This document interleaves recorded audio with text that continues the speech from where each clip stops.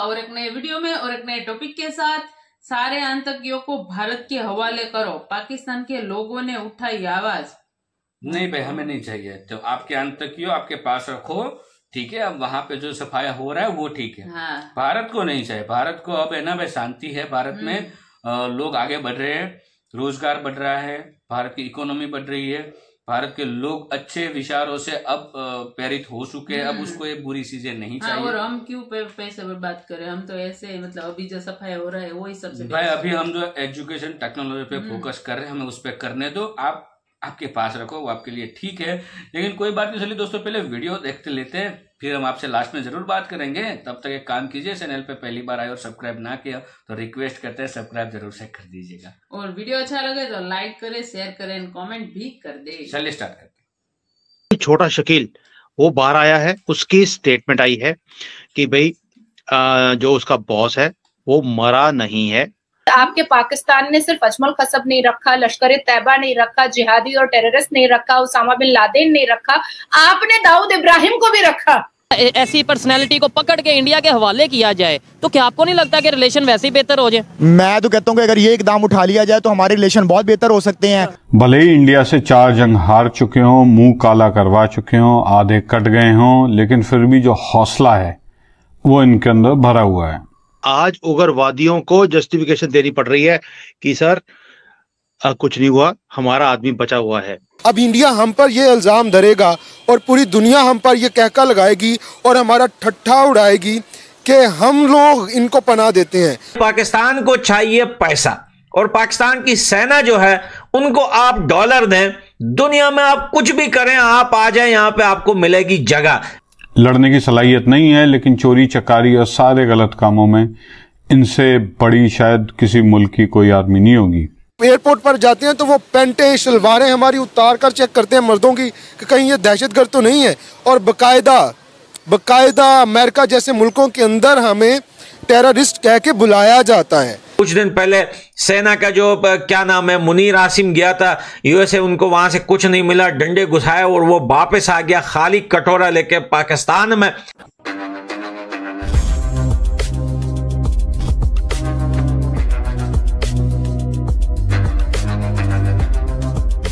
नमस्कार दोस्तों, अब दाऊद इब्राहिम के कंट्रोवर्सी पर पाकिस्तान के काफी सारे वैलिड सोर्सेस ने कंफर्म कर दिया है कि ये जो दाऊद इब्राहिम को मारा गया है ये न्यूज पूरी तरह से फेक है और दाऊद इब्राहिम पाकिस्तान में सेफ है और इससे सेफ्टी प्रोवाइड करने के लिए पाकिस्तान की खुफिया एजेंसी ISI कर रही है, क्योंकि दाऊद इब्राहिम पाकिस्तान को काफी ज्यादा फाइनेंशियली सपोर्ट करता है और पाकिस्तान द्वारा बनाए गए जिहादियों का वेपन्स भी प्रोवाइड करता है।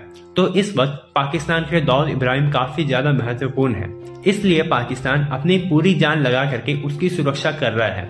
लेकिन दोस्तों, अब पाकिस्तान की पब्लिक अपनी पाकिस्तान के गवर्नमेंट और पाकिस्तानी आर्मी से कह रही है कि अब पाकिस्तान को दाऊद इब्राहिम भारत को सौंप देना चाहिए, क्योंकि दाऊद इब्राहिम भारत के लिए एक मोस्ट वांटेड टेररिस्ट है और पाकिस्तान अगर दाऊद इब्राहिम को भारत को सौंप देता है तो भारत पाकिस्तान को माफ कर सकता है और भारत और पाकिस्तान के रिलेशंस भी ठीक हो सकते हैं। तो चलिए इसी पर आगे पाकिस्तानी मीडिया का रिएक्शन देखते हैं। अब इंडिया हम पर यह इल्जाम धरेगा और पूरी दुनिया हम पर यह कहका लगाएगी और हमारा ठट्ठा उड़ाएगी कि हम लोग इनको पनाह देते हैं, जो कि पूरी दुनिया में पहले से हम मशहूर हैं।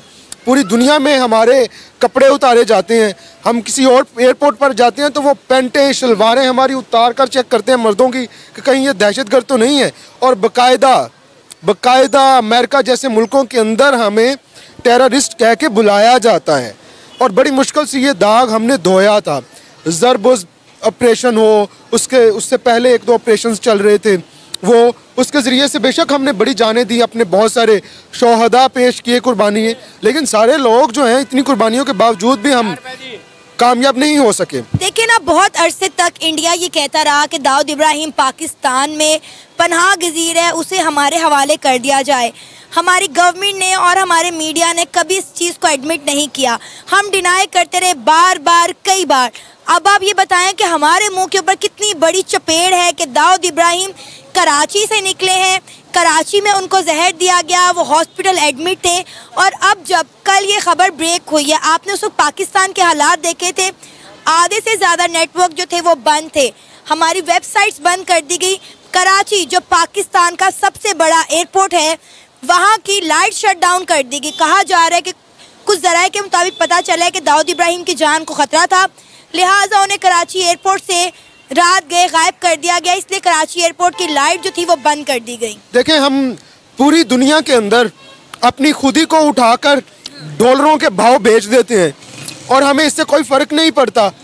तो क्यों नहीं हम ये करते कि अगर कोई बंदा यहाँ पर लुका छुपा हुआ है तो हम उसको पेश करें, उन कुव्वतों के हवाले करें जिसकी रिक्वायरमेंट है। सुना है कि उस पर बड़े मिलियन डॉलर्स जो है वो उसके सर का नाम रखा हुआ था। तो डॉलर्स की ज़रूरत तो यहाँ रहती ही रहती है। कोई ऐसा साल के अंदर दिन नहीं आता जब पाकिस्तान को डॉलर्स की ज़रूरत नहीं होती। और बाज़ का तो हमारे प्राइम मिनिस्टर्स को बाहर जाकर ये कहना पड़ता है कि मैं मांगने नहीं आया, मेरी मजबूरी थी। तो क्या ये बेहतर नहीं होगा कि हम मांगे बगैर हमारा टॉप, हम खुद हमारे पर ये एक हम नॉमिनेट हो जाएंगे कि हम दहशतगर्दी के ख़िलाफ़ हैं, और हम कोई अगर यहाँ पर पनाह गजीन है दहशतगर्द तो हम उसको पकड़कर पेश कर दें। हाफिज सईद की बात करें तो वो भी पाकिस्तान में मौजूद है, अब पाकिस्तान इवन लाहौर में मौजूद है। या तो देखें अपनी क्लियर कट फॉरेन पॉलिसी, अपना क्लियर कट स्टांस रखें, ये बोलेंगे भाई नहीं जी हाफिज सईद को हम टेररिस्ट नहीं मानते, इंटरनेशनल लेवल पे आके बोलें और ओपनली उन्हें जो भी वो करता है उसे आज़ादी के साथ करने दें। इंटरनेशनल लेवल पे दुनिया को ये बताया जाता है कि हमने जेल में कैद रखा है, ठीक है। पब्लिक को ये बताया जाता है कि ये भाई हमारे जो उनसे बहुत बड़े मुजाहिद हैं, बहुत बड़े लीडर हैं। क्या ये देखें इससे पब्लिक का भी नुकसान नहीं है, मेरा आपका इन बच्चों का नुकसान नहीं है कि हमें ही कंफ्यूज किया जा रहा है? देखिए, सबसे पहले तो क्लियर कट एक आपकी पॉलिसी होनी चाहिए कि आप हाफिज सईद है या 2 3 4 नाम आपके पास जितने भी हैं, जितने भी नाम है वो नाम लेना नहीं चाहता मैं, उनको आप क्लियर कट करें कि यार ये टेररिस्ट हैं, मुजाहिद हैं, हमारे लॉयल बंदे हैं, जो भी है आप उनको क्लियर कट करें और वही जो फॉरेन पॉलिसी आप वो वाजिया करें लोगों के सामने। ये ऐसा मत करें, देखिए इससे आपका जो इमेज है वो इंटरनेशनल दुनिया के अंदर बहुत ज़्यादा ख़राब हो रहा है। और दूसरे नंबर पे देखें, हमारे यहाँ ये जो 2-4 तहरीकें बनाएंगी, इसके भी सबसे बड़ा मसला ये हुआ कि जो हमारी डिक्टेटरशिप थी उसके अंदर इस तरह की तंजीमों को बनाया जाता था और प्रॉपर उसके अंदर फंडिंग की जाती थी और उनको लॉन्च किया जाता था। उनके पॉलिटिकल उनके दुश्मन होते थे, उनके खिलाफ लॉन्च किया जाता और फिर उसको इनसे संभाले नहीं जा रहे बाद में। अब हाफिज सईद है, वो दूसरे हैं। देखिए, सबसे पहले आप देखें, जो भी इंसान दुनिया के अंदर किसी इंसान को नुकसान पहुंचाता है, चाहे वो किसी भी कंट्री से बिलोंग करता है, किसी भी मजहब से बिलोंग करता है, आपकी उसके साथ कोई हमदर्दी नहीं होनी चाहिए, ठीक है। आप उसके खिलाफ बात करें, कम से कम अपने मुल्क का स्टांस बेहतर करें। दिलशाद भाई मुझे ये बात बताएं, लेट्स सपोज अगर पाकिस्तान की बात करें, पाकिस्तान में अगर दाऊद इब्राहिम मौजूद है, ठीक है, और ये देखें ये इंडियन एजेंसी तो बहुत देर से ये कहती नजर आ रही है, इवन उन्होंने काफी फुटेजेस भी दिखाई कि भाई ये हमने यहाँ पे देखा वहाँ पे देखा। वो ये बताएं, वही अगर ऐसी पर्सनैलिटी को पकड़ के इंडिया के हवाले किया जाए तो क्या आपको नहीं लगता कि रिलेशन वैसे ही बेहतर हो जाए? मैं तो कहता हूँ कि अगर ये इकदाम उठा लिया जाए तो हमारे रिलेशन बहुत बेहतर हो सकते हैं। और दूसरे नंबर पे ये हमारी नंबर 1 एजेंसी नहीं है, नंबर 1 एजेंसी है, ठीक है, जिसका कोई असर और रसूख नहीं है हमारे मुल्क के ऊपर। इनका काम सिर्फ और सिर्फ, मैं उस तरफ जाना नहीं चाहता, इनका काम सिर्फ और सिर्फ लोगों को ब्लैकमेल करना है, उनकी वीडियोस बनाना है। आप जो दावा करते रहे पिछले 40 साल से तो हम सुन रहे हैं कि नंबर 1 एजेंसी, नंबर 1 एजेंसी। जब एबटाबाद के अंदर ऑपरेशन हो रहा था, आपकी नंबर 1 एजेंसी किधर थी? अभी अगर वो बंदा इस तरह मौजूद है तो आपकी नंबर 1 एजेंसी किधर है?